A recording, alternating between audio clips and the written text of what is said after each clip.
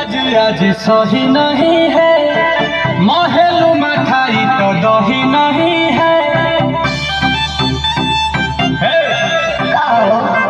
लागे मिजाज आज सही नहीं है, महलू मठाई तो दही नहीं है। पानी में चीनी जैसे घोले राजा जी, घोले राजा जी। पानी में चीनी जैसे घोले राजा जी, घोले राजा जी। कमरिया गोले गोले, कमरिया गोले गोले, कमरिया गोले गोले गोले गोले गोले राजा जी। कमरिया गोले गोले गोले गोले गोले राजा जी। कमरिया गोले गोले गोले गोले रानी जी, कमरिया गोले गोले गोले गोले रानी जी।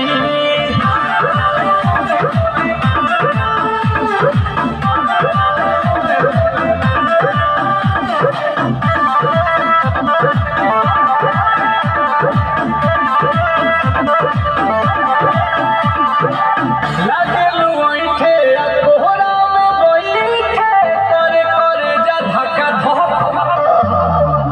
कहे झूठे ही जाला होखेला हमारा कसम।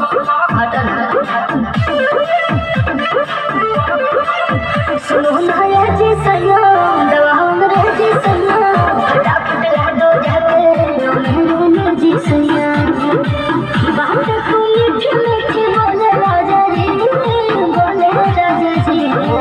बात को मीठी मीठी बोले राजा जी, बोले राजा जी। कमरिया गोले गोले, कमरिया गोले गोले, कमरिया गोले गोले गोले गोले गोले राजा जी। कमरिया गोले गोले गोले गोले गोले राजा जी। कमरिया गोले गोले गोले गोले रानी जी, कमरिया गोले गोले गोले गोले गोले रानी जी।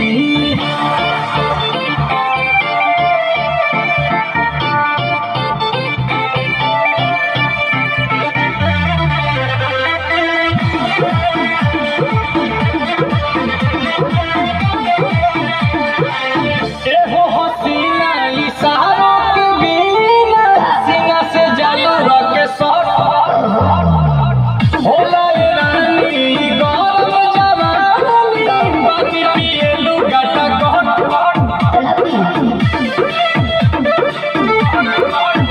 या कमरे में चलो जरा सा मुझे मानो, तुम हो सीधे साधे, तुम्हें पूछो मत चलो।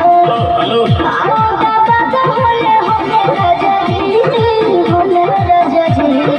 आओ बाबा तो होले होले राजा जी, होले राजा जी। कमरिया गोले गोले, कमरिया गोले गोले, कमरिया गोले गोले गोले गोले गोले राजा जी। कमरिया गोले गोले गोले गोले गोले राजा जी। कमरिया गोले